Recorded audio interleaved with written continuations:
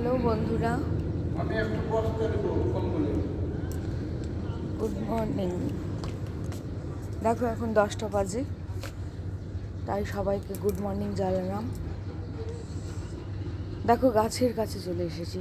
তোমাদেরকে এর আগে টমেটো গাছ, বেগুন গাছ দেখিয়েছি, কিন্তু টমেটো ধরছে এরকম দেখায়নি। এই দেখো টমেটো ধরে লাল পেকে গেছে, ছোট ছোট টমেটো। কি টমেটো বলছে এটাকে? কাকা এটা কি টমেটো? এটা কি? এই টমেটোটাকে কি নাম বলে? হ্যালো, এই টমেটোগুলোর নাম কি বলে? পাথরকুচি টমেটো, বুঝতে পারলাম। এই দেখো অনেক ধরেছে গাছে, এর আগে অনেকটা তোলা হয়েছে, প্রায় 2 কিলো মতো।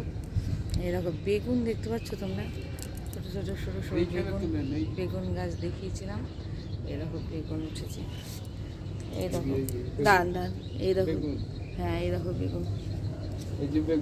হ্যাঁ হ্যাঁ, দেখতে পেয়েছি তো। এই যে বেগুন দেখতে পাচ্ছ, সব ঝুলছে। আর এই দেখো হ্যাঁ, কটা সরিষা বেরোচ্ছিল টবে, কাকা তুলে রেখেছে সরিষাগুলো। যাই হোক, ঝরিয়ে পরিষ্কার করে নেওয়া হবে। নষ্ট করে লাভ কি বলো, তাই না? আচ্ছা, ঠিক আছে ঠিক আছে। এই দেখো, এই দেখো টমেটো, এই দেখো দেখতে পাচ্ছ, এই দেখো কত টমেটো আছে। এই যে টমেটো দেখতে পাচ্ছ, এই দেখো, এই দেখো টমেটো।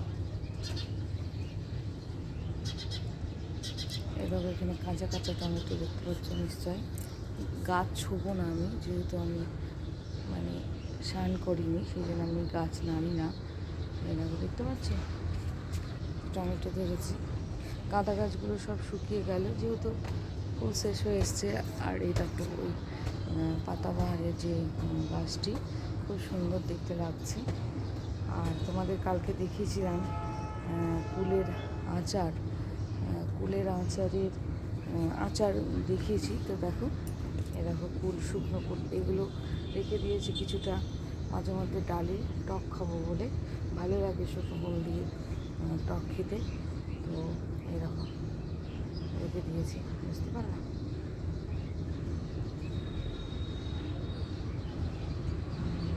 আর এই দেখো, আমি একটা কমলালেবুর বীজ ফেলে গাছ লাগিয়েছিলাম।